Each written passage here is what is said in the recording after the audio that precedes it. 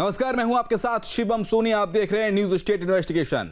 छत्तीसगढ़ से एक बड़ा फर्जीवाड़ा सामने आया है। आरोप है कि प्रदेश में सहकारी बैंकों के जरिए करीब 150 करोड़ के घोटाले को अंजाम दिया गया। किसान क्रेडिट कार्ड के जरिए किसानों के नाम पर करोड़ों के लोन को निकालकर फर्जीवाड़े को अंजाम दिया गया। न्यूज स्टेट की इन्वेस्टिगेशन टीम ने इस फर्जीवाड़े की ग्राउंड जीरो पर पड़ताल की। हमारी पड़ताल में चौंकाने वाली सच्चाई सामने आई। एक रिपोर्ट में आपको दिखाते हैं।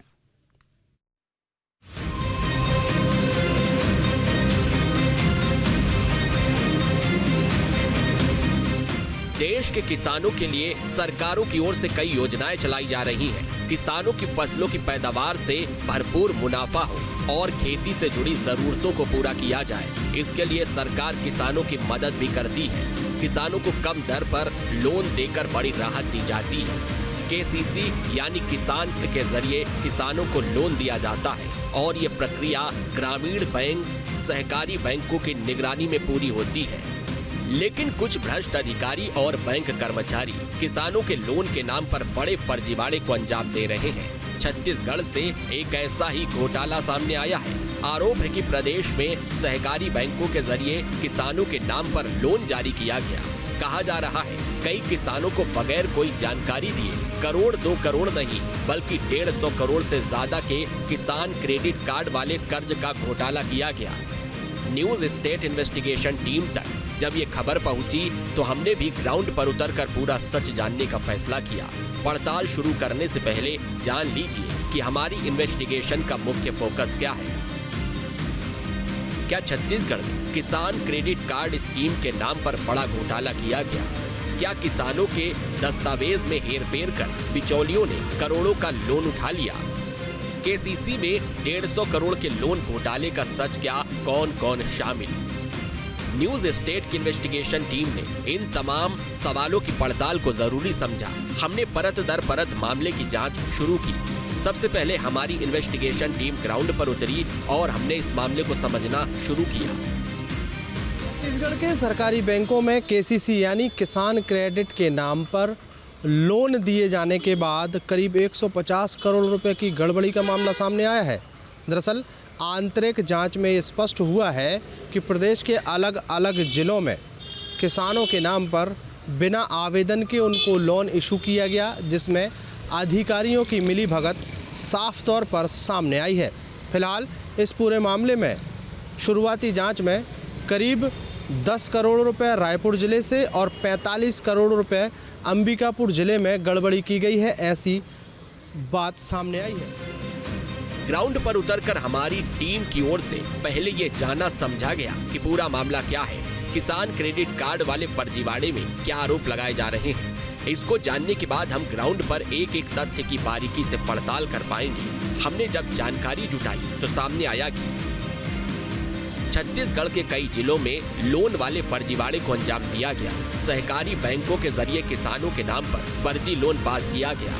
किसानों के फर्जी आवेदन, फर्जी हस्ताक्षर पर लोन पास करा लिया गया। किसान क्रेडिट कार्ड केसीसी के नाम पर लोन की राशि निकाली गई। केसीसी लोन के नाम पर 150 करोड़ से अधिक के घोटाले के आरोप है। मामले की पड़ताल के दौरान जब हमने कई लोगों से बात की तो सामने आया कि सहकारी समितियों में बैठे अधिकारियों की ओर से पूरे फर्जीवाड़े को अंजाम दिया गया। हमें ये भी बताया गया कि बैंक के कुछ कर्मचारियों और अधिकारियों के साथ साठ-गांठ कर लोन आवेदन पास कराया गया। ये खेल महीनों 2 महीनों नहीं, करीब साल भर तक चलता रहा।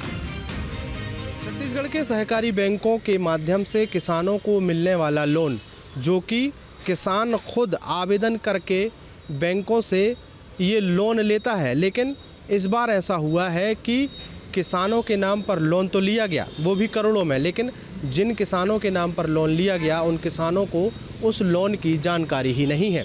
दरअसल कुछ बिचौलिए और अधिकारी की मिलीभगत से एक बड़ा खेल को अंजाम दिया गया है और इस खेल में करीब 150 करोड़ रुपए की हेराफेरी हुई है। 150 करोड़ की हेराफेरी शुरुआती जांच में सामने आई है।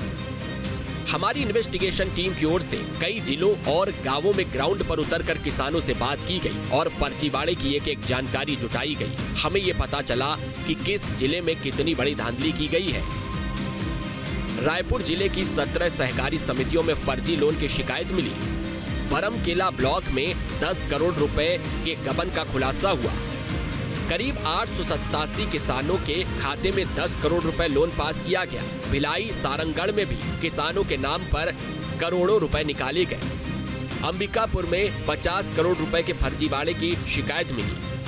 पड़ताल के दौरान हमारे हाथ सरगुजा के किसानों का एक शिकायती पत्र भी लगा। इसे ध्यान से पढ़ने के बाद हमें पता चला कि सरगुजा में भी सहकारी समितियों की ओर से लोन वाला फर्जीवाड़ा किया गया है और करीब 50 करोड़ रुपए किसानों के नाम पर निकाल लिए गए। सरगुजा में केरजू समिति से जुड़े 5 गांवों में लोन घोटाले की शिकायत मिली। सरगुजा के किसानों के नाम पर करोड़ों रुपए का लोन निकाला गया। सरगुजा के 200 से ज्यादा किसान इस फर्जीवाड़े का शिकार बन गए। किसानों को जानकारी नहीं लगी, उनके नाम पर लोन निकाल लिया गया।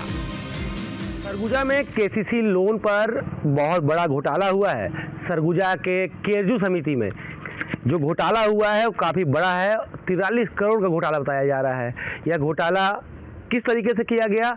2022 से लेकर 2025 तक किसानों के खाते से ऋण निकाला गया, उर्वरक के नाम पे, अलग अलग कामों के नाम पर, और किसान को पता नहीं था क्योंकि किसान जो है अशिक्षित थे और लोग अंगूठा लगाते थे। लेकिन जो किसान शिक्षित थे उनके भी जो हस्ताक्षर कर लोन निकाल लिया गया। अपेक्स बैंक के जो अध्यक्ष है केदार गुप्ता, उन्होंने अंबिकापुर में प्रेस कॉन्फ्रेंस करके ये स्पष्ट कर दिया है कि 43 करोड़ रुपए का लोन हुआ है, वो भी गलत तरीके से, जिसके बाद अब किसान दर बदर भटक रहे हैं, न्याय की गुहार लगा रहे हैं।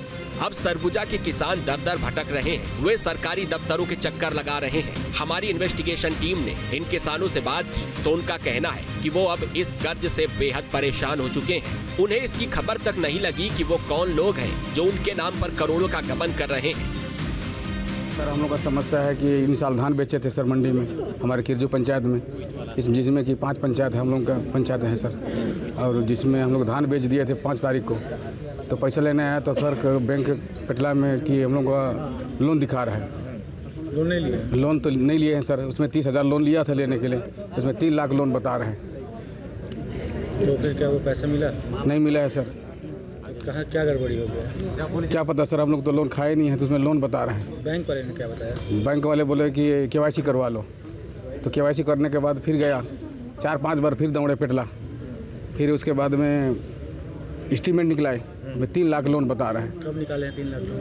ये 24-25 में सर। वैसे ये है सर, मैंने लोन के लिए गया था किरजू समिति में, तो वो बोला, मैं मांगा उनसे 40,000, तो बोलता है लिमिट नहीं है, शासन का लिमिट नहीं दे रही, इसलिए तुम 30 ले लो बोलता है। तो नहीं सर, नहीं होगा खेती पाती करने के लिए, इसलिए अब मेरे को 40 ही दे दी। तो नहीं माना, हो 30,000 लिया, मैंने दिया, और 2 बोरी यूरिया, मात्र उतना ही। फिर आया मैं बैंक पता करने के लिए, तो यहाँ पर बाबू बैठा, तो पूछा मैंने, आप थोड़ा चेक कर दीजिए तो हमारा लोन कितना है। तो चेक किया तो बोलता है 180, हाँ 140। तो उसमें से हमारा 30 काटा है कि ज़्यादा, वो सब नहीं पता है ना। एस्टीमेट में 30,000 लोन में था आपका और 1,30,000 बता रहा है। 40। तो चुकाना कितना पड़ रहा है? चुकाना तो मेरे को, मैं लिया उसको दूंगा, बाकी तो फर्जी लोन तो हम नहीं देंगे। खाता था आपके खाते से? खाता मेरे पास था, मेरे पीटी में था। अब मान लीजिए अब अगर लोन चुकाना पड़ेगा, कितना समस्या आएगा? बहुत समस्या है सर, इसलिए मैं शासन प्रशासन से निवेदन है मेरा कि यह लोन माफ करें। किसानों के मुताबिक किसी के नाम पर 1 लाख रुपए निकाले गए, किसी के नाम पर 2 लाख रुपए। किसानों का कहना है कि जब वे धान बेचने पहुंचे तो उनको इस बात का पता चला। हम तो लोन नहीं लिए हैं हम लोग लेने के लिए, लेकिन हम लोग के खातेदार लोग के नाम से लोन बता रहे हैं। अभी बेचे तब पता चल रहा है। आपका कितना लोन अभी तक तो ही 53 बता रहा है। लिए हैं आप? नहीं लिए हैं हम लोग। तो धान का पैसा आया? नहीं आया है अभी तक। अब कैसे होगा? तो कैसे होगा, इसीलिए हम लोग यहाँ न्याय मांगने आए हैं कलेक्टर साहब के पास। कितना का धान बेचे थे आप? अभी इन साल बेचे हम लोग 129 बोरा। और लोन कितना दिखा रहा है आप? तो 2 लाख बता रहे हैं रजिस्टर में, और इसमें तो कुछ नहीं बता रहे, इसमें से पता नहीं चल रहा है। मेरा फर्जी पैसा निकाल के खा दिया। कौन सा है? दिनेश गुप्ता। जो प्रबंधक केरजू का जो धान ले रहा था प्रबंधक, मैं जानता नहीं उसको, ना उसको मैं खाता दिया हूँ, ना उसको ऋण पुस्तिका दिया, कुछ भी नहीं दिया हूँ। लेकिन मनमाना कब निकाला, कैसे निकाला मेरे को मालूम नहीं। मैं धान बेचा 300 कट्टा और उसके बाद में पैसा लेने आया तो पैसा में 2 किस्त निकाला हूँ, 49 और एक बार 30। बाद में बोला कि तेरा पैसा नहीं है, तेरा लोन में कट गया। कैसे लोन में कटा? मैं तो लोन नहीं लिया हूँ, कैसे कटा लोन में? नहीं कट गया। अब वहाँ से मैं घर गया, लड़का को बताया कि इसे से बात है, जो जांच करवाया तो जांच करवाने का पैसा अब नहीं है। तो कितने का लोन हो गया है हमारा? है इसमें लिखा हुआ है 1,60,000। हाँ 60,000। कितना? 1,60,000। आप लिए हैं? नहीं लिया, एक पैसा नहीं लिया मैं, खाद सिर्फ लिया हूँ 13,000 का, बस उसको दे दिया मैं। तो ये लोन फर्जी चढ़ गया? फर्जी है। अब कैसे करेंगे? अब कैसे करेंगे? अब देखिए, अब न्याय में जो करें, सरकार लोग जो करें। फर्जी लोन कहाँ से हुआ? किरजू समिति। आपका कितना लोन हुआ?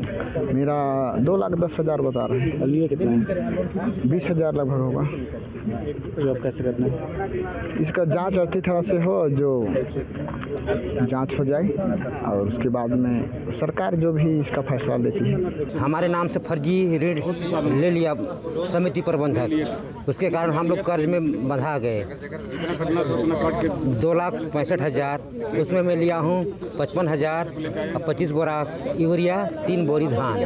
और इस समस्या पूरा धान दिए, धान सब कट गया उसमें। कितने ऐसे किसान होंगे आप लोग को? करीब जितना है तो सभी ऐसे ही। अभी भी 200 से ज़्यादा? 200 से ज़्यादा। पड़ताल के दौरान हमारी टीम की ओर से इस मामले से जुड़े कई और दस्तावेजों को जुटाया गया तो हमें पता चला कि कई और जिलों में भी इस तरह की धांधली की गई है। छत्तीसगढ़ में किसान क्रेडिट योजना के नाम पर करोड़ों रुपए की हेराफेरी के बाद हम दुर्ग जिले के इस सहकारी बैंक में भी पहुंचे और जानने का प्रयास करते हैं कि क्या इस सहकारी बैंक में भी किसान क्रेडिट योजना के नाम पर किसानों के साथ में धोखाधड़ी हुई है। हमने ये जाना कि इस फर्जीवाड़े को कब अंजाम दिया गया और इस दौरान जिम्मेदार अधिकारियों की ओर से इस पर क्या कार्रवाई हुई। कई लोगों से बात करने पर हमें पता चला कि साल 2024 से 2025 के बीच में फर्जीवाड़े को अंजाम दिया गया। छत्तीसगढ़ में कुल 2058 सहकारी समितियों का डेटा बिचौलियों ने खंगाला। सहकारी समितियों में किसानों के रजिस्ट्रेशन डाटा का धांधली के लिए इस्तेमाल हुआ। समिति में बैठे अधिकारियों ने उन किसानों का डेटा निकाला जो कम पढ़े लिखे हैं। अनपढ़ या कम जागरूक किसानों के नाम पर केसीसी का फर्जी आवेदन दिया गया। लोन पास होने पर रकम उनके खाते में आई और वहां से पूरी रकम को ट्रांसफर कराया गया। नियमों के अनुसार किसानों को किसान क्रेडिट योजना का लोन लेने के लिए स्वयं आवेदन करना होता है, लेकिन बैंकों के अधिकारियों ने मिली भगत कर किसानों के नाम पर ऐसे दस्तावेज, फर्जी दस्तावेज को सबमिट किया है जिसका किसानों से कहीं कोई संबंध नहीं है। हमारी इन्वेस्टिगेशन टीम की ओर से जब इस मामले से जुड़ी कुछ और जानकारियां जुटाई गई तो सामने आया कि सहकारी समिति के अधिकारियों ने सुनियोजित तरीके से पूरे फर्जीवाड़े को अंजाम दिया।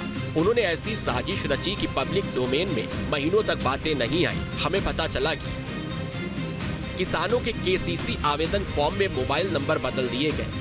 समितियों ने किसानों के नाम से लोन का आवेदन किया, ब्यौरा अपने पास रखा। किसान की पासबुक की कॉपी लगाकर बैंक में आवेदन किया गया।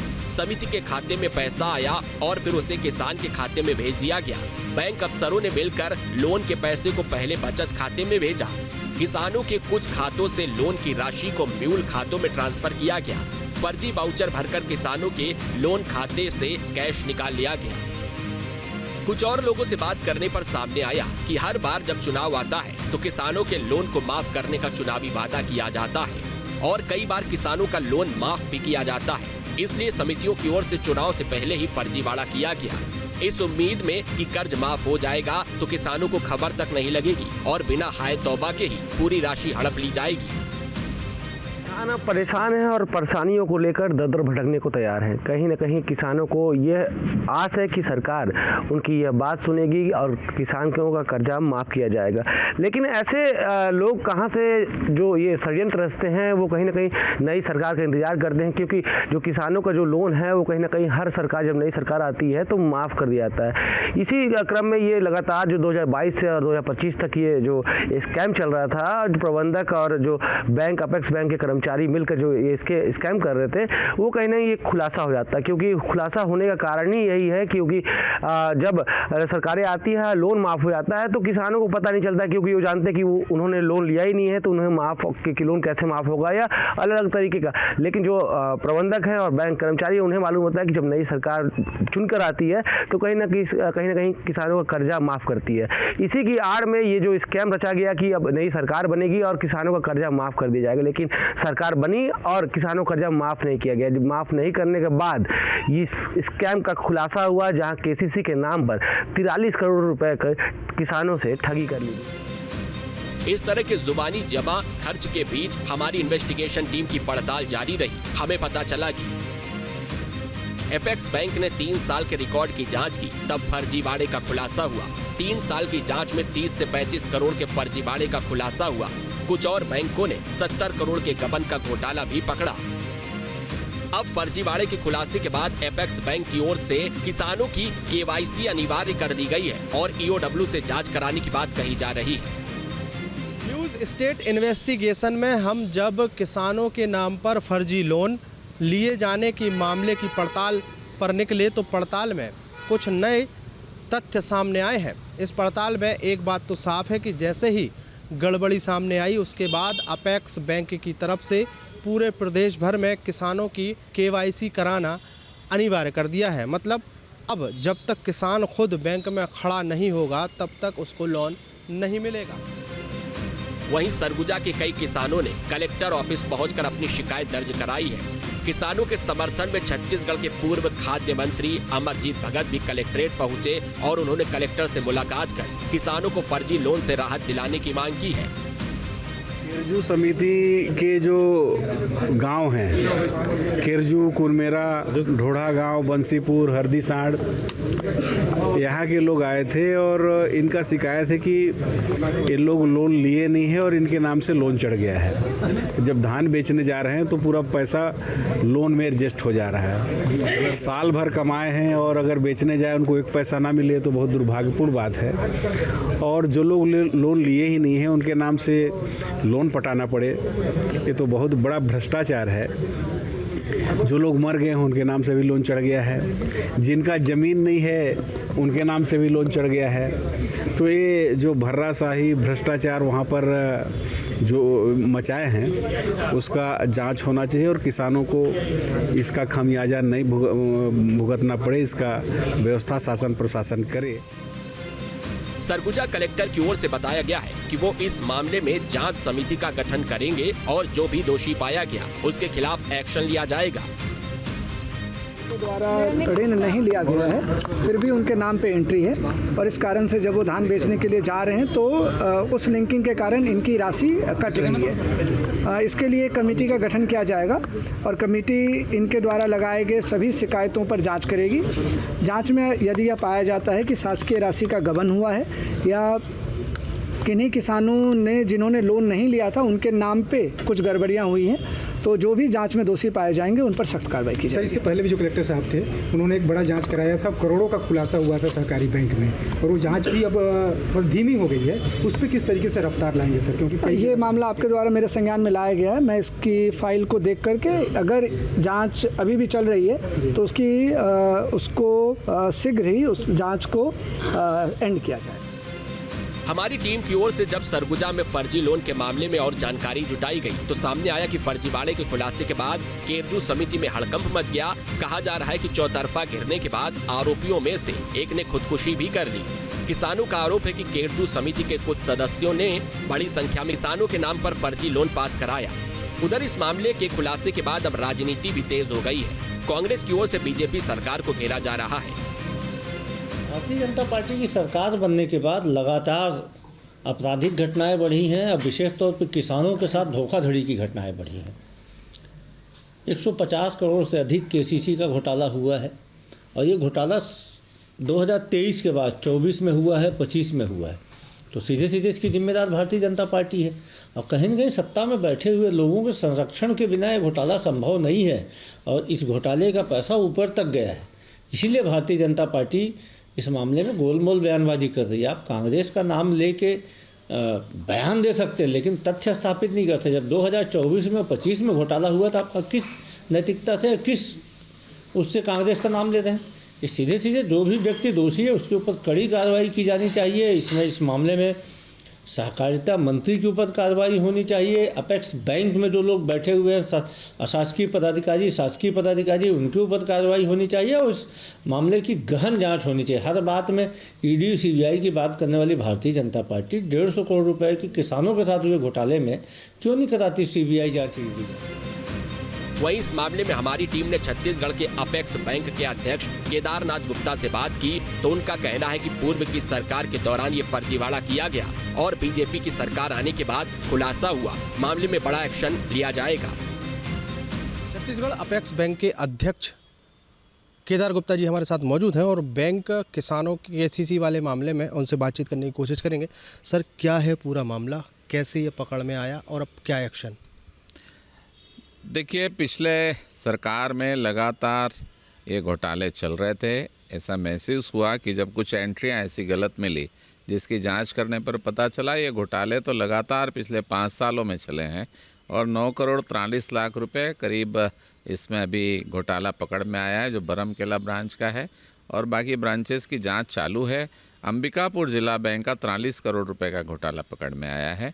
अभी बरमकेला के लिए ईओडब्ल्यू को केस देने के लिए बोर्ड की बैठक में पास किया गया है और अतिशीघ्र ईओडब्ल्यू को बरमकेला का केस दिया जाएगा। सर, जो अलग अलग जिले की आप बात कर रहे हैं, टोटल ओवरऑल कितने की गड़बड़ी जो है आप लोगों ने पकड़ी है और कैसे इस गड़बड़ी को अंजाम दिया गया, किस तरीके का तरीका अपनाया जाता था? अभी 2 जिलों की गड़बड़ी सामने आई है और इसमें केसीसी खाते को डेबिट करके और किसान के खाते में डालकर फिर किसान के खाते से फर्जी तरीके से निकाल लिया जाता था।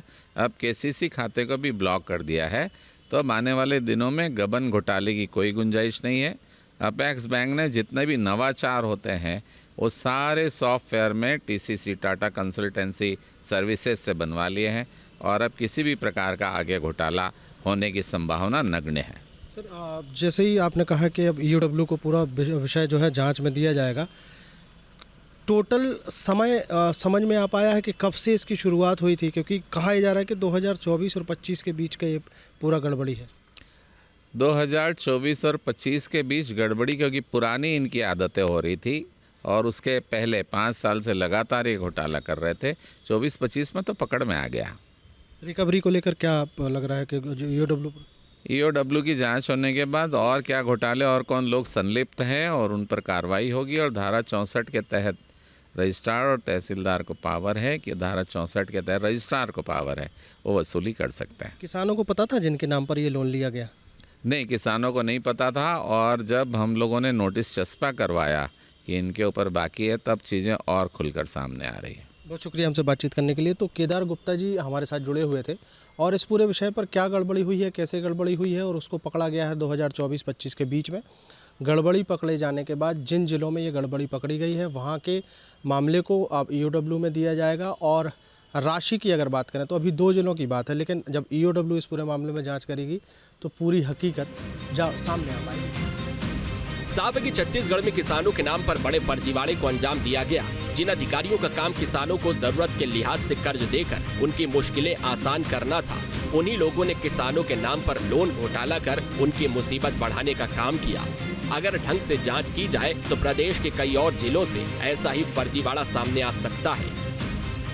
स्वाभाविक है, सत्ता परिवर्तन हुआ है तो ऐसे में बीजेपी बीती हुई सरकार के ऊपर आरोप लगा रही है, लेकिन वर्तमान में कांग्रेस वर्तमान सरकार यानी भाजपा पर ही आरोप मढ़ रही है। हालांकि जांच के बाद स्पष्ट होगा कि ये गड़बड़ी कब से शुरू हुई, कितनी गड़बड़ी हुई, गड़बड़ी करने वाले कौन हैं और उस पर क्या कार्रवाई होती है। हमने ठाना है कि हम आपकी आवाज को उठाते रहेंगे और जिम्मेदारों से सवाल करते रहेंगे। अगर आपके आसपास भी कोई फर्जीवाड़ा किया जा रहा हो तो हमें इसकी जानकारी दें, हम करेंगे फर्जीवाड़े की पड़ताल।